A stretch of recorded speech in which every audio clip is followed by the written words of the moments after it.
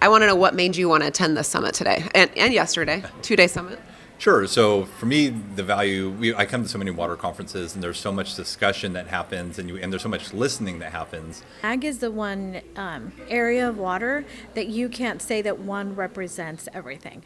Ag is it's such a huge variety, like you can't compare them all and have one voice. So it's important that several in the different areas bring those voices, because you can't compare a small farmer to a large farmer or a medium farmer, and you can't compare road crops to orchards, and it is important that they are here to say, like, our farms are struggling, the economy is going to struggle because of it, and it's such an important voice that, yes, we can speak for them, but it is a lot more valuable when they're speaking for themselves. To produce, what is it, 40% of, I forget the exact statistics, but it's 80% of the world's almonds. It's, whatever it is, 40% of the world's pistachios. It's undeniable. It's huge, right? And then, like, you look at all the fresh commodities as well.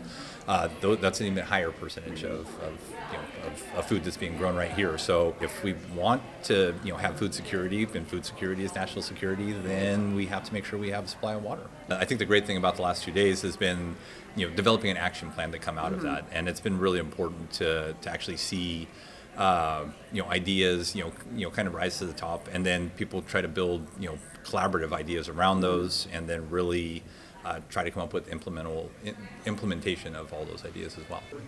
The water blueprint for the San Joaquin Valley is, we call it a coalition of the willing.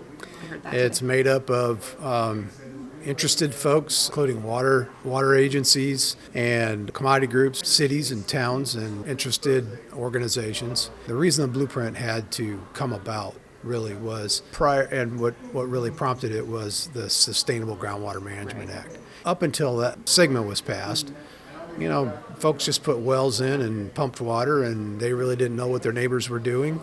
There were water districts, but they were very focused on their own. SGMA represented an existential threat to the entire San Joaquin Valley. In California, there are wet areas of the state, and there are very dry areas of the state.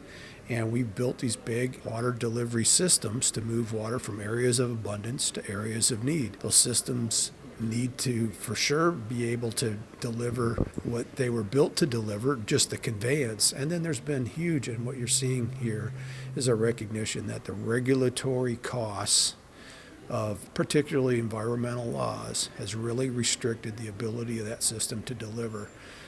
There really isn't a whole lot new here. There's the waters in the north and the demands are in the central and the south, and our delivery mechanisms aren't working very well. And some of it's infrastructure, and some of it's regulatory. So that what you saw today in this process is a recognition. Really, we need funding. The ag can't carry this on their own, and even the ratepayers in the urban areas can't carry it on their own. So there's a state investment necessary, and there really is a cry for a much more accountability in the regulatory area.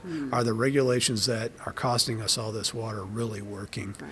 And if they're not, how do we change them? SGMA would be less necessary if we had more reliable supplies of surface water, and that's a lot of what we discussed today. Is how do we develop those surface supplies?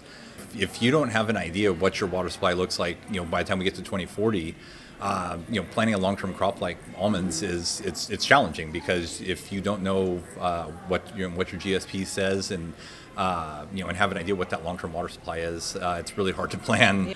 So would you say that growers are looking for more coordination or clearer direction moving forward? Probably both. But I think from a grower standpoint, what I'd be looking for is just clear direction, right? I can't make decisions without some degree of certainty, and especially again if you're talking about a long-term investment like planting almonds or pistachios or anything like that you hope is going to be in the ground for multiple decades.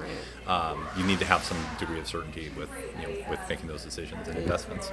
Most of the times we're talking about challenges, and these are my problems. I want to bring solutions and say, this is the challenges that the group identified, and these are the solutions that the group identified. How can the state, the federal, local government help farmers to with these solutions, and them saying, we're bringing you solutions as well, but we need your help to get these solutions to reality.